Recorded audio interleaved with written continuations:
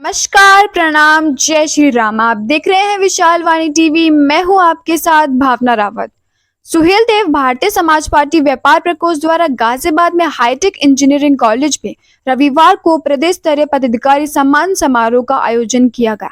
समारोह में समाज सेवा में उल्लेखनीय कार्य करने वाले व्यापारियों को सम्मानित किया गया। समारोह के मुख्य अतिथि पार्टी के राष्ट्रीय अध्यक्ष व कैबिनेट मंत्री ओम प्रकाश राजभर ने कहा कि वैश्य व्यापारी की सुरक्षा के लिए एक वैश्य रेजिमेंट होना चाहिए।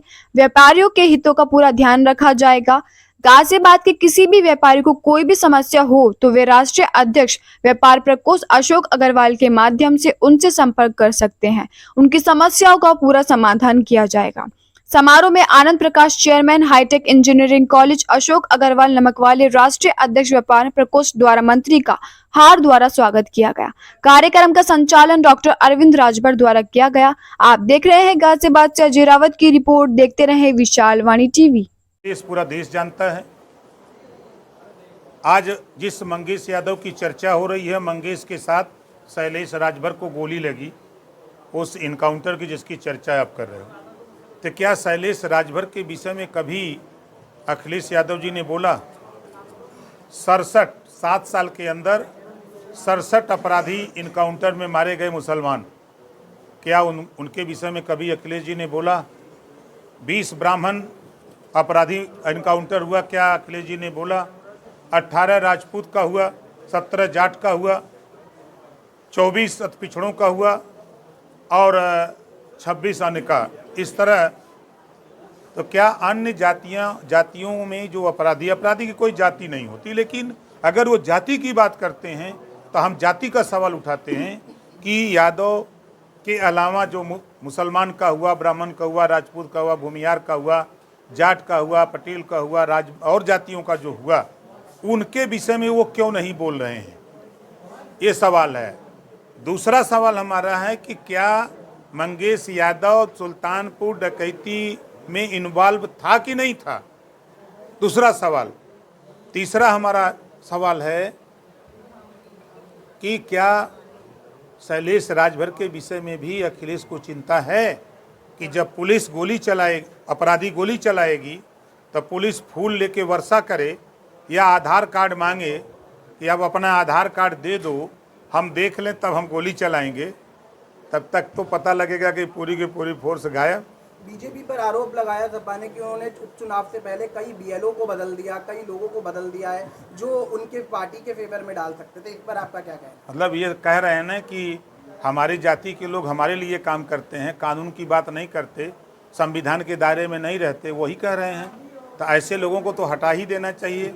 निष्पक्ष और चुनाव कराने के लिए सरकार कटिबद्ध है। अगर ऐसे गलत किसी पार्टी के लिए काम करने वाले लोगों को अगर सरकार हटा रही है, जैसा कि वो आरोप लगा रहे हैं, तो हमारे हिसाब से संविधान के दायरे में सही है।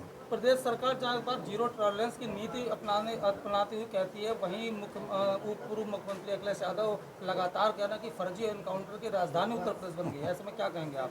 समाजवादी पार्टी की सरकार थी तो प्रदेश में दंगे होते थे, कर्फ्यू लगते थे। 7 साल में योगी जी की सरकार है, कहीं दंगा हुआ, कहीं कर्फ्यू लगा? अखिलेश जी परेशान इसी को लेके हैं कि दंगवा काहे नहीं हो रहा है। कल गाजियाबाद में कांग्रेस के पूर्व नेता आचार्य प्रमोद कृष्ण ने भी बयान दिया कि कहीं ना कहीं एनकाउंटर पर सवाल किया गया है, चाहे वो बसपा सरकार हो, सपा सरकार हो, कि कहीं ना कहीं 95% फर्जी एनकाउंटर होते हैं। अब उनके मिजाज से हो रहा हो, अपराधी गोली चलाएगा,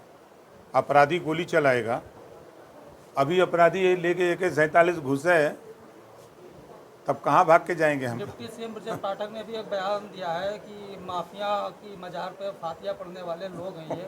इस विचार से आप कितना सहमत हैं? सही है, ब्रजेश पाठक जी ने जो बात कही वो सही कहा है, हम उनकी बात से सहमत हैं। मठाधीश माफिया का हालांकि मामला पुराना हो गया, पर इस पर संत समाज काफी नाराज है।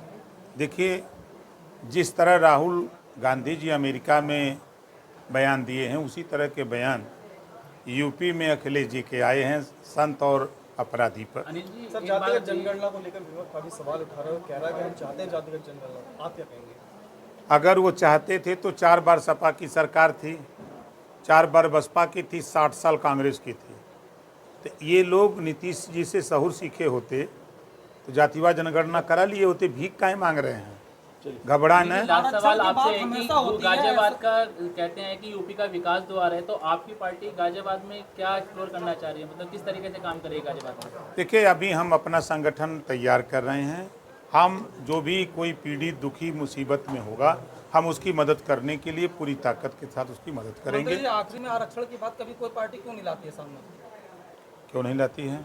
हम तो पूरे देश में आरक्षण की बात करते हैं, हम प्रदेश में आरक्षण की बात करते हैं। आप खाली अलीगढ़ यूनिवर्सिटी की बात करते हैं, उसके जिम्मेदार कौन है?